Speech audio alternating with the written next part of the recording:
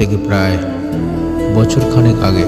তখন আমি সবে আনন্দলোক পত্রিকার সাংবাদিক হিসেবে নিযুক্ত হয়েছি।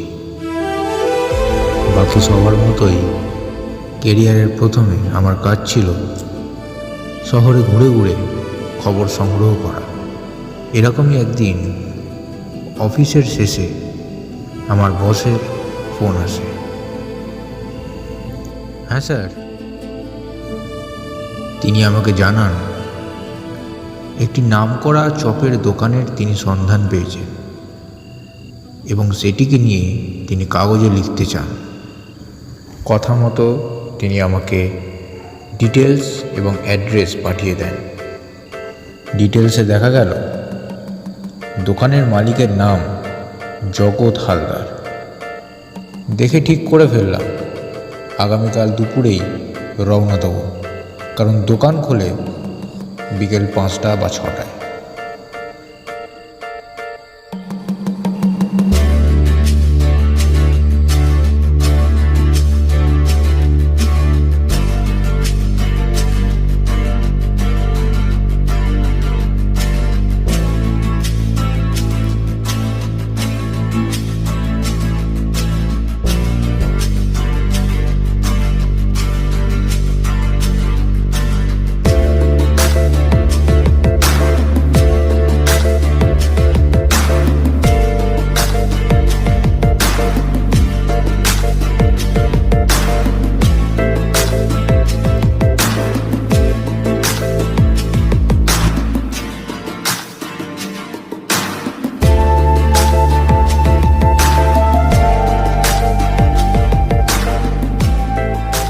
শুনছেন?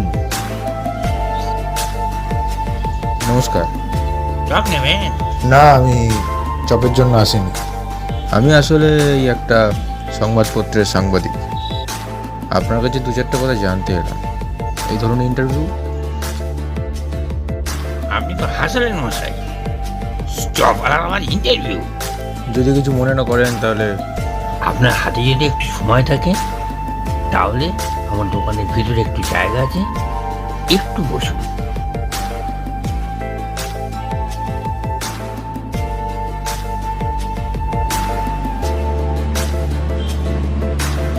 আমি আসলে আনন্দলোক পত্রিকা থেকে এসেছি। আমাদের সংবাদপত্রের যে মালিক তিনি চান আপনার একটি সাক্ষাৎকার করতে। আচ্ছা, এই আপনার দোকানের বিক্রিটা ঠিক কেমন হয়? বিক্রি বাট্টার কথা তো রোজ বলা যায় না। আজকে একরকম হলো, কালকে একটু বেশি হলো, কোনো দিন কম হয়, তবে একটা মোটামুটি অ্যাভারেজ থাকে। তো নাম আছে আমাদের তো এই চপের, কাজেই কাস্টমার যে কম হয় তা না, মোটামুটি হয়। তবে ওই টাকা পয়সার হিসাবটা ঠিক বলা যায় না। আজকে 500 হলো, কালকে 1000 হলো, ওই এটা অ্যাভারেজ ধরে নেন না। আচ্ছা, এখানে এই যে আপনাদের এই জায়গাটার পাশ থেকে একটা ফ্লাইওভার নেমে যাচ্ছে, অ্যাকচুয়ালি 4 রাস্তার মোড়। দোকানটা তো অস্থায়ী আমার মনে হলো। তো এখানে তো পুলিশেরও তেমন তৎপরতা নেই, আমি তো দেখলাম না কিছু। গাড়ি তো এখানে হু হু করে নামছে। দোকানের বাইরেও তো অনেক লোক থাকতে পারে। না, সমস্যা তো হয় না তা বলবো না, হয়। তবে এত বছর ধরে তো এইখানে এই ব্যবসা করে যাচ্ছি। অস্থায়ী দোকান তো আপনি বললেন, সত্যি এটা অস্থায়ী দোকান। ও, আপনাদের ভয় লাগে না কোনো? ভয় উপরওয়ালা আমাদের এখানে পাঠিয়েছে শুধুমাত্র ক্ষণিকের অতিথি করে। Life is all about one day. You born one day and you will die one day, and today is one day. Make this day count. Yesterday was history, and tomorrow is mystery. So today you have to live happily. বাহ বাহ, আপনি তো ভালোই ইংলিশে তুখর। পড়াশোনা কত দূর আপনার? আমাদের বাড়ির অতিথি আশীর্বাদে ওই কোনো কমে আর কি ধরেন না কেন, ওই গ্র্যাজুয়েটের দোরগোড়ায় গিয়ে আর কি ছেড়ে দিয়েছিলাম। তো পরিবারে কে কে আছে আপনার? এই এত কিছু বিস্তারিত এখানে বলা সম্ভব হবে না। বাড়ির বিষয়ে যদি সম্পূর্ণ কিছু জানতে আপনি আগ্রহী হন, তাহলে আমার সঙ্গে আপনাকে আমার বাড়িতে যেতে হবে। যদি মনে করো আজকেও যেতে পারেন, আপনি এসেছেন বলে 7:30টার মধ্যে দোকানটি বন্ধ করে দেবো। আচ্ছা ঠিক আছে, আমি অপেক্ষা করছি, আপনার বাড়িতেই আমি যাব। এরপর বিকেল গড়িয়ে সন্ধে হয়ে এলো। গরম গরম পেঁয়াজি এবং তারপর সেখানকার নাম করা ট্রান্সপারেন্ট আলুর চপ হয়ে উঠতে শুরু করলো।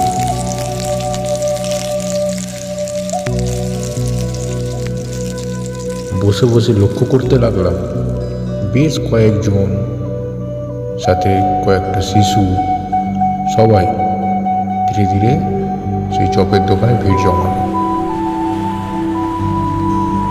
এইভাবে বিক্রি দেখতে দেখতেই সময় কখন কেটে গেল। ঠিক এর পরেই তিনি আমাকে তার বাড়িতে নিয়ে গেলেন। বসুন, এই হচ্ছে আমার গরিবের ঘর, বসুন।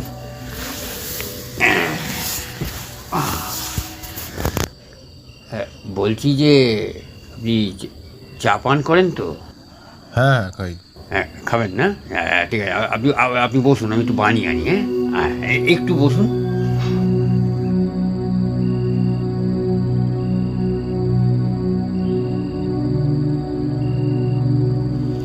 এবার তাহলে আমার জীবনীটা আপনাকে খোলাখুলিভাবে জানাচ্ছি।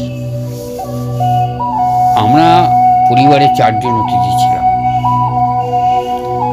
4 জনের মধ্যে যদি অতিথির প্রশ্নই আসে, আপনি হয়তো জিজ্ঞাসা করতেই পারেন যে অতিথিকে। আপনাকে আমি সংক্ষিপ্তভাবে একটা কথা বলে রাখি যে আমরা ক্ষণিকের জন্য এসেছি, আজ আছি কালকে নেই। আজকের মুহূর্তটা কিন্তু আমাদের কাছে খুব ইম্পর্টেন্ট। আপনাকে আমি ইংলিশেও বলেছিলাম। সেই সেন্সে আমার 4 জন অতিথির মধ্যে যাদের নাম আমি প্রথমেই বলি, প্রথম 2 জন যারা ছিলেন তারা হচ্ছেন আমার মা বাবা, আর সঙ্গে ছিলেন আমার গণ্যমান্য বর্দা। হঠাৎ অসময়ে বাবা মা দুজনেই চলে গেলেন। আমি আর বর্দা চোখে সর্ষে ফুল দেখতে লাগলাম, কি করে কি হবে। সেই মুহূর্তে আমার বর্দা অনেক কষ্ট করে ওই ছোট্ট একটু জায়গা নিয়ে একটা চপের দোকান খুলে বসলেন।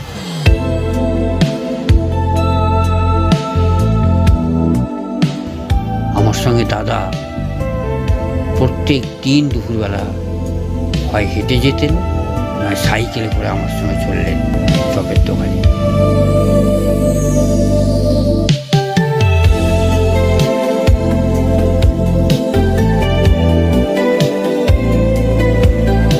আমাকে 2টো ফুরুলি দেবেন।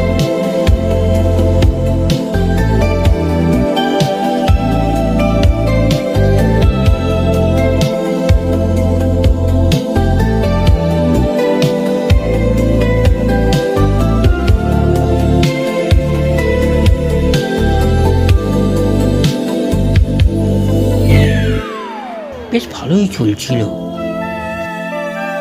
আপনিও তো লক্ষ্য করবেন স্যার, এখন যা গরম পড়ে পারা যায় না, অত্যধিক হারে গরম পড়ে। মাস 6 আগেও মে মাসের একটা দুপুরবেলায়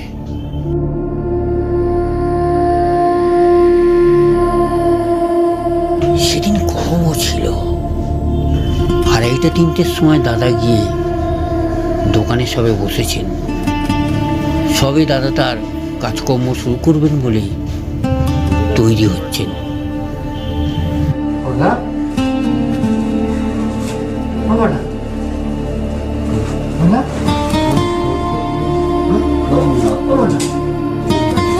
এই মুহূর্তে দাদা ভারসাম্য হারাতে শুরু করলেন।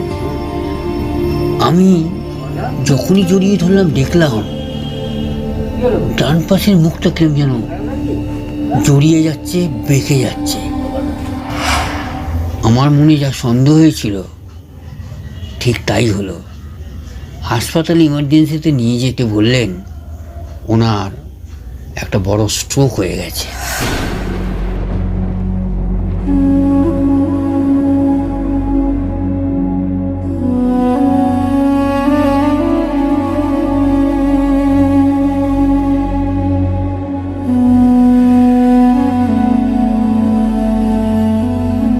এরপরের থেকেই আমার জীবন সংগ্রামটা যেন আরো মারাত্মক রূপ নিল।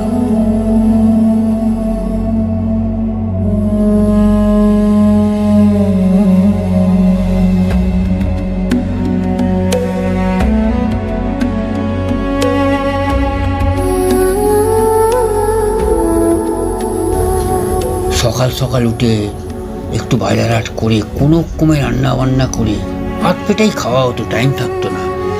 দাদাকে সেবা শুশ্রূষা করে ওষুধ খাওয়ানো, তারপরে কিছু মুখে খাইয়ে দিয়ে জল টল খাইয়ে আমাকে দুটোর মধ্যে ঘরের লাইট জ্বেলে নিচে তালা দিয়ে দোকানে সে খুলতে হতো।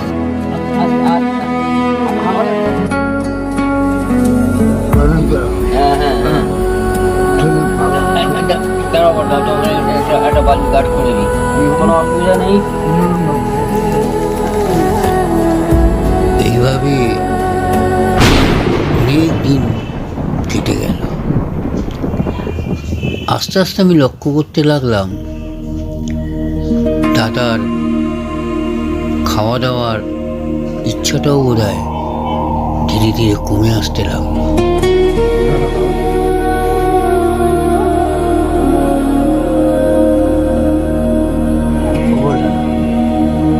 একটু মুখটা খোলো না আমার।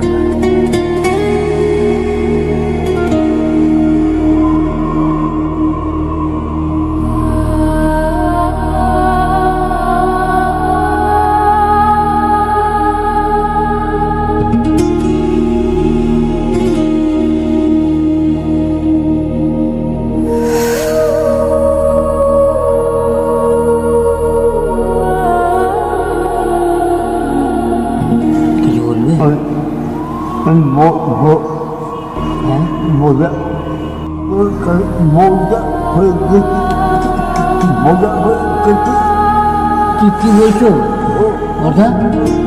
এই কথা বলতে নেই, আমি তো আছি তোমার কাছে। না না না না না ঠিক আছে, তুই চোখ বন্ধ করে ঘুমাও। না না আমার কোনো কষ্ট হয় না।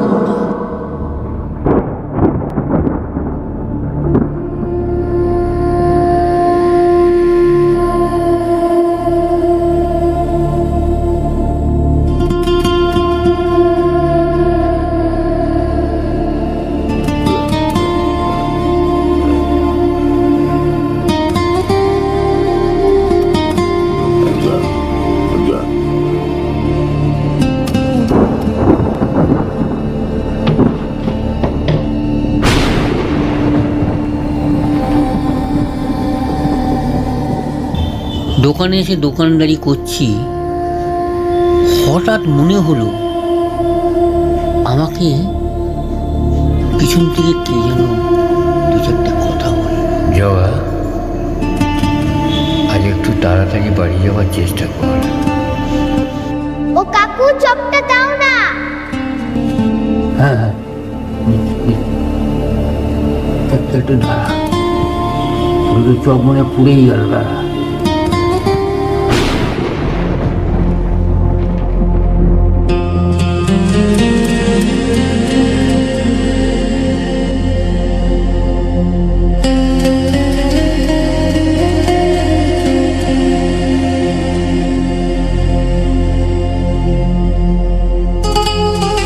ওই দিনই আমি খুব তাড়াতাড়ি দোকানটা বন্ধ করে বাড়ি ফিরে এলাম। মনটা খুব চঞ্চল ছিল।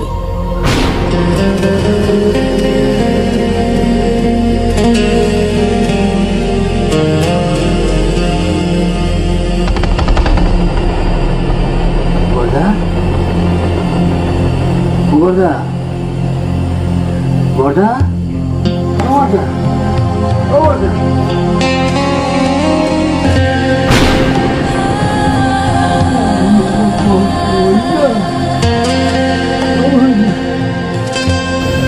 বাড়ি ফিরে দেখি আমার বড় অতিথি আমাকে না জানিয়ে চলে গেল। কিচ্ছু করার নেই আর আমার।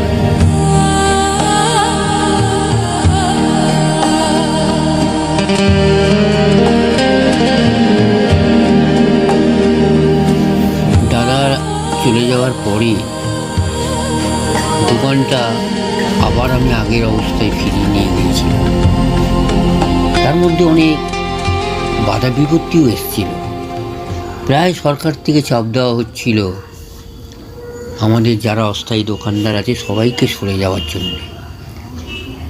এরকমই একদিন পুলিশ কমিশনারের একটা চিঠি এলো আমাদের কাছে।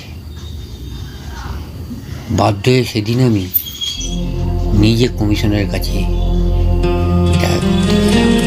পরের মাসের 3 তারিখ দোকানগুলো সরিয়ে নেবেন।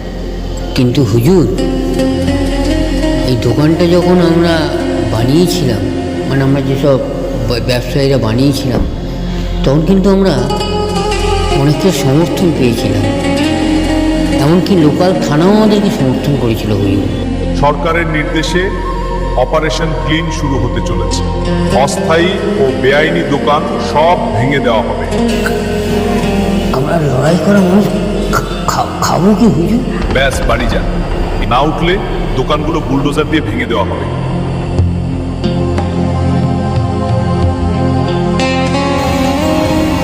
কমিশনের ওখানে আসার পর থেকে মনটা কিরম ভেঙে গেল। এই ঘটনাটা আপনার আসার আগে কমিশনের বক্তব্য ছিল যে এই যে আগামী মাস আসছে, এটা ধরুন ফেব্রুয়ারি মাস, মার্চ মাসের 3 তারিখের মধ্যে আমাদেরকে এখান থেকে সরে যেতে হবে।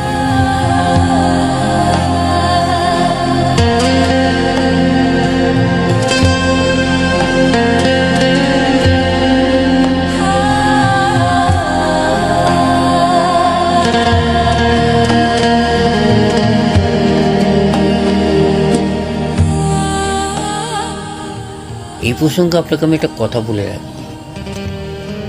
প্রতি বছর ফেব্রুয়ারি মাসের 15 তারিখে আমার বড়দার জন্মদিনটাকে আমরা এই দোকানে পালন করতাম।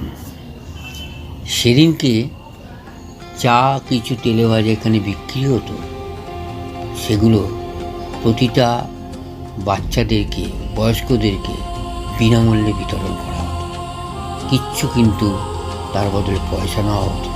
এই প্রথম বোধহয় ফেব্রুয়ারি মাসের 15 তারিখ আসতে চলেছে, যেখানে উনি আজ সশরীরে থাকবেন না।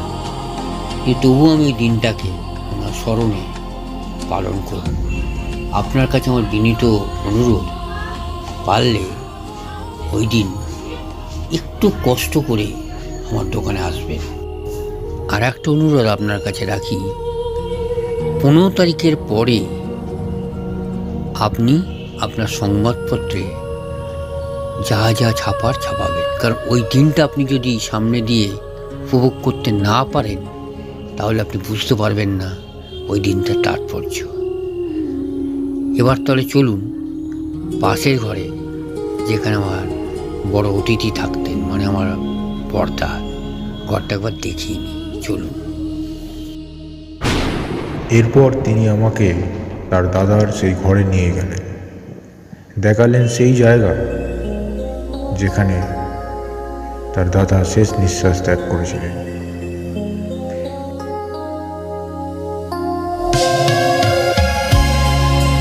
এই ঘটনা আমার মনে দাগ কাটল। সেখান থেকে সেদিন আমি অনেক রাতে বাড়ি ফিরলাম।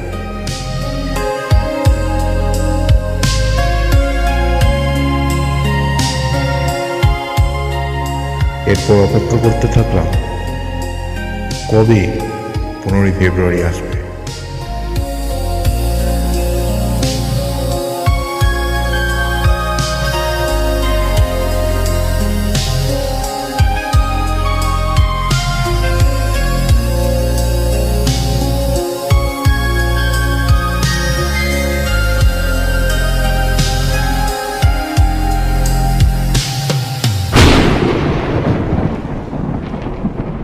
কেই বা জানতো সেই দিনটা ভগবান অন্য কিছু লিখে রেখেছিলেন।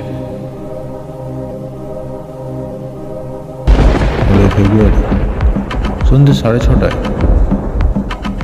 জগৎ হালদার তার কথা মতন চপ তৈরি করতে বসে পড়েন।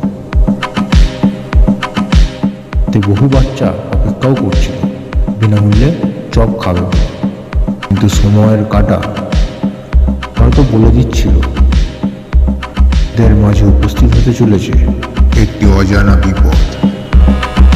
ফ্লাইওভার থেকে নিচে আসার সময় একটি তেলের ট্রাঙ্কারের ব্রেক ফেল হয়।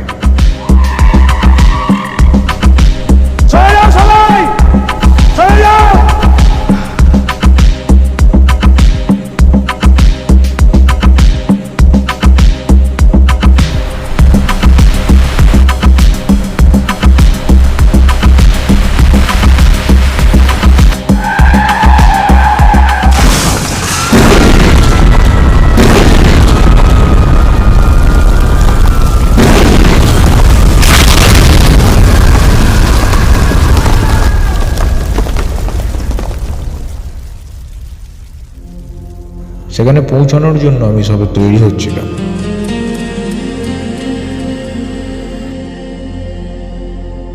এই মুহূর্তের বড় খবর, চৌরাঙ্গীতলা 4 রাস্তা মোড়ে ফ্লাইওভার থেকে ব্রেক ফেল হয়ে আসা একটি তেলের ট্রাক ভয়াবহভাবে অ্যাক্সিডেন্ট করেছে। জানা গেছে জগা নামের এক ব্যক্তির চপের দোকান ছিল সেখানে ট্রাকটি প্রথম ধাক্কা মেরে পিছনের পুরো বাজারে গিয়ে উল্টে যায়। মুহূর্তে বিস্ফোরণ হয় এবং গোটা বাজার আগুনে জ্বলে যায় কতগুলো প্রাণ। মৃত্যু হয়েছে সবার, এটা জানা যাচ্ছে।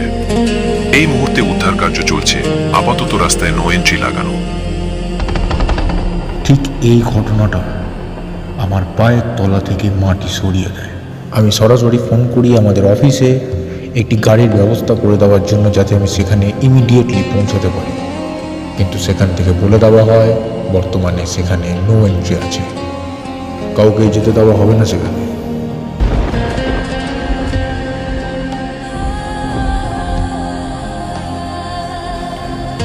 এই ঘটনার 4 ঘন্টা কেটে যায়।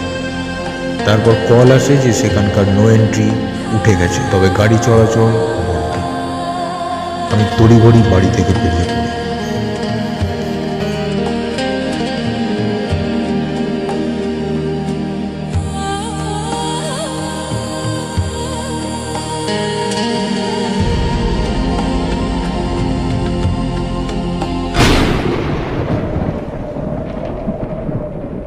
স্থানটিতে পৌঁছে আমার হৃদস্পন্দন কিছুক্ষণের জন্য থমকে গেল। যেখানে দেখেছিলাম কত দোকান এবং সেই মানুষটা জগৎ হালদার,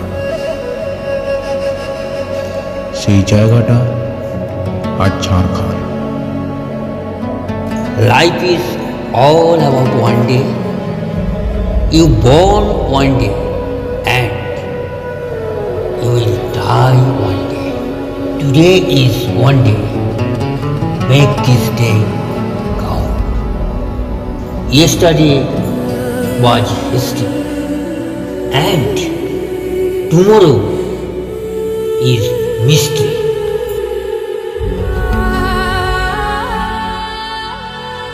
এই ঘটনাটা খবরের কাগজে ছাপার পর আমি সেখানকার চিফ এডিটর হয়ে যাই, কিন্তু আজও এই ঘটনাটা আমার জীবনে একটি দুঃস্বপ্নের মতো।